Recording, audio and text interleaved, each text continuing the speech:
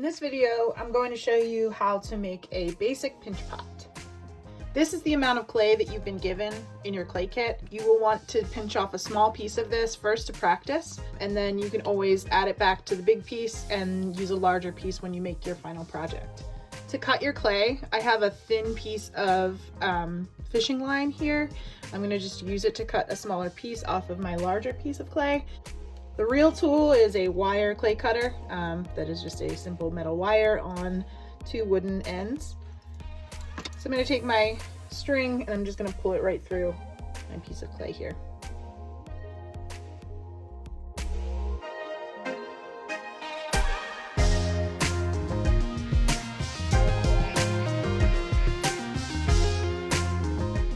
So this piece, in order to make this into a pinch pot, I'll want to form it into a round ball, but it's important when you're working with clay not to put any big air bubbles in it.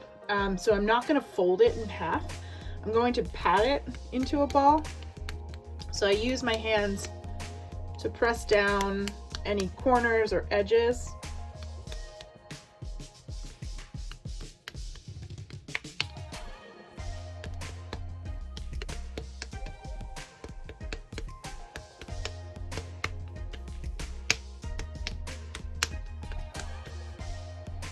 A lot of times people will roll the clay around in their hands, but I don't find that that's super effective. I think patting it is definitely a more effective way to make a ball.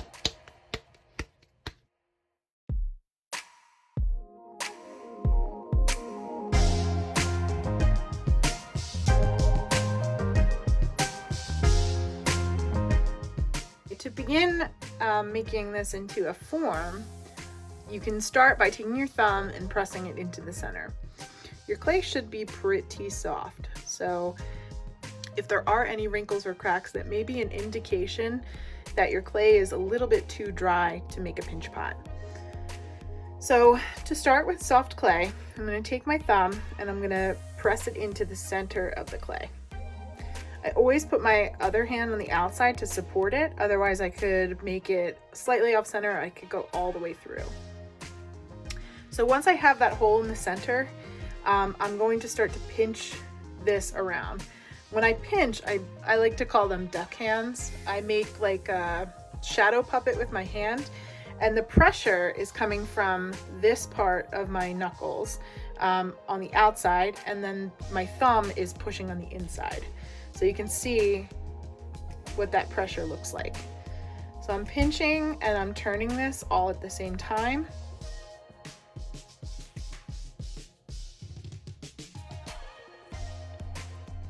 And I'm being sure not to pinch too hard.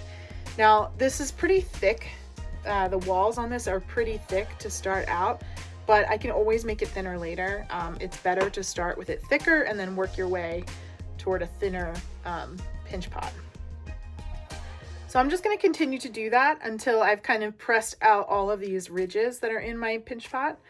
I can also take a second and smooth out any cracks that are occurring, so you can see these cracks here. So I'm going to do that just by taking a little bit of water, just a very small amount, and smoothing those cracks out.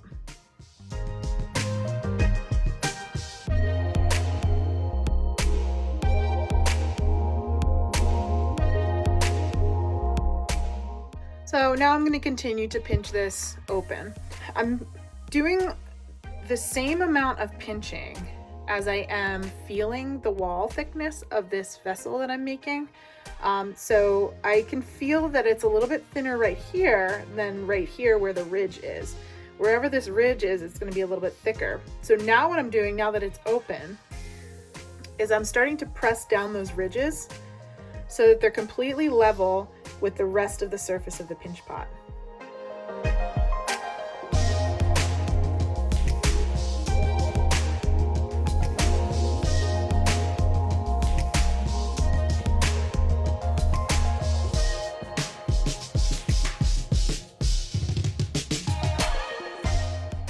It's also important to notice the rim of this. I want to make sure that it still maintains a little bit of thickness If I make it too thin, what can happen is this can break apart. So right now I have this clay that is in a plastic stage, so it's very soft and very flexible. So there's only a certain amount of thinness that this is going to be able to withstand. So I'm making sure that my walls are even, but that they're not super thin. An example would be if I pinched my clay all the way, completely flat between my fingers, this would be too thin for my wall thickness. So this is about 1/4 of an inch. So I'm going to continue pinching this all the way around to make sure that my walls are an even thickness and they're not getting too thin. With pinch pots, you can't really go backward. You can only go forward in opening it up. It's really difficult to close it back up. Okay, so before I call this finished or a finished basic pinch pot form, I need to observe that the walls now are pretty good. They're an even thickness. They're as thin as I should make them in the plastic stage, but it's hard to see in this video, but the bottom of this has a lot of weight. It's very heavy and it's very thick. So I need to start to focus on this clay at the bottom, which is not the easiest to pinch because my hand doesn't really go that way. So the best way to address the bottom is by placing it in the palm of your hand, your non-dominant hand, and taking your fingertips and pressing and essentially pinching between your palm and your fingertips. So I'm pressing that clay between my palm and my fingertips, and I'm rotating this pinch pot around and around to ensure that I get all sides, and I try to make it a little bit symmetrical.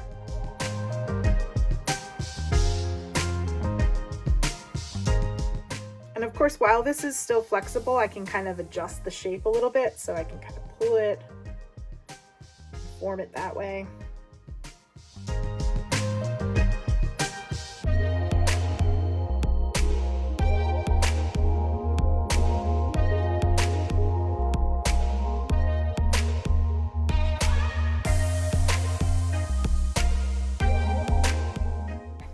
So here is my pinch pot.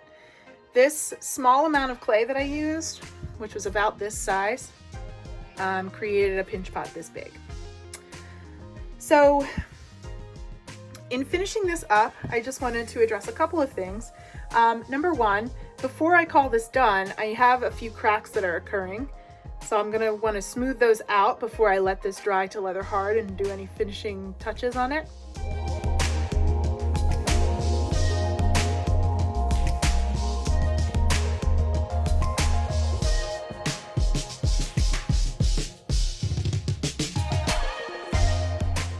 And the second thing is that if you want to create a flat bottom on your pinch pot, for example, if you were trying to make this a cup or like a vessel that you want to keep things in, you can take your pinch pot and just tap it lightly on the surface. The more you work on the table, the flatter your bottom will be. So for example, if I'm pinching this and I turn it on the table, I'm going to end up with a pretty flat bottom. But you may also take your pinch pot and have it be slightly off-centered or slightly off to the side. So depending on where you want your bottom to be, you can definitely tap your pinch pot on the table to create that. You may also want to create a flat rim for the opening. And in order to do that, you can take the pinch pot and flip it upside down and then tap the opening. So that creates a nice flat rim. This is especially useful if you're connecting two pinch pots together, depending on what you decide that you want to make, or if you were adding a lid to the surface of this little pot. So this is just the beginning of a pinch pot. You can add textures, other parts and features, and you can connect two pinch pots together to create whatever it is that you want to create.